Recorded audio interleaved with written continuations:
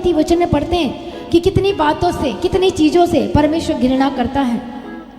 नीति वचन 6 अध्याय उसका 16 से लेके 19 वचन तक है।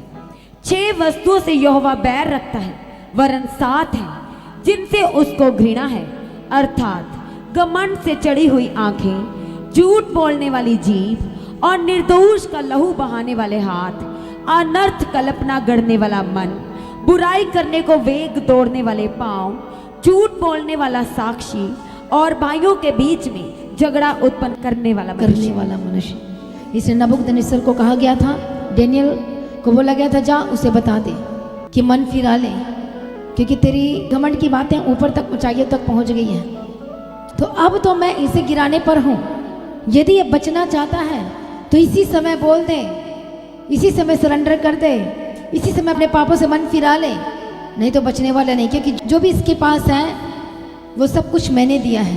भले ही ये मुझ पर विश्वास नहीं करता, भले ये मेरे पीछे नहीं चलता, लेकिन तो भी देने वाला तो मैं ही हूँ। लेकिन फिर भी इसकी आंखें मुझे नहीं पहचान पा रही है, फिर भी ये मुझे समझ नहीं पा रहा है मैंने इसके सामने में इतने सारे अद्भुत काम किए हैं। तो जो नबूकदनेस्सर राजा था वो डेनियल के बात को नहीं माना, जबकि नबूकदनेस्सर को पहले ही विजन, स्वप्न आ चुका था और डेनियल के द्वारा उसका फल बता दिया गया था।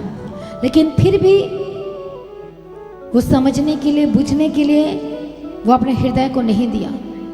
तो परमेश्वर ने क्या किया? क्योंकि तेरी घमंड की बातें जो तू ऊपर चढ़कर बोल रहा है और सिर्फ मैं करी जा रहा है, और इसलिए तेरे हाथ से सब कुछ छीन लिया जाएगा, और जो लिखा गया इतने वर्ष तक अब तुझे वो सब कुछ झेलना पड़ेगा। जंगल में तुझे भटकना पड़ेगा, और क्या हुआ? तू पागल की तरह हो जाएगा। तेरे जीवन में शुद्ध बुद्ध नहीं होगी, क्योंकि तुमने परमेश्वर की महिमा नहीं की है, बड़ाई नहीं की है, उसकी तारीफ नहीं की है। और पहले भी परमेश्वर ने उसे दिखाया और बताया कि मैं ही परमेश्वर हूँ, फिर भी उसने विश्वास नहीं किया। आज बहुत सारे ऐसे नए लोग हैं जो सब कुछ चमत्कार देखने के बावजूद भी, परमेश्वर के एक एक चमत्कार को देखते हैं बावजूद भी वो मन नहीं फिराते, अपना जीवन नहीं देते हैं। हालेलुया, सब कुछ देखते हैं लेकिन फिर भी वो परमेश्वर के पास नहीं आना चाहते। प्रभु बोलता है मैं क्या करूँ और इन लोगों के लिए? मैंने बता दिया कि मैं कौन हूँ, मैंने बता दिया कि मैंने तुम्हें रचा है, मैंने बता दिया। हालेलुया। और डेनियल के जरिए परमेश्वर ने उससे बातें की थी। फिर क्या हुआ? सब कुछ खत्म हो गया। फिर उसने अपने आप को नम्र किया, फिर से परमेश्वर की उपस्थिति में आया, और तब फिर परमेश्वर ने ज्यों का त्यों कर दिया। बोलो आमीन। पर क्या फायदा? 7 वर्ष काट के आया। 7 वर्ष में बहुत कुछ हो जाता है। प्रभु यीशु की तारीफ हो। Thank you Jesus.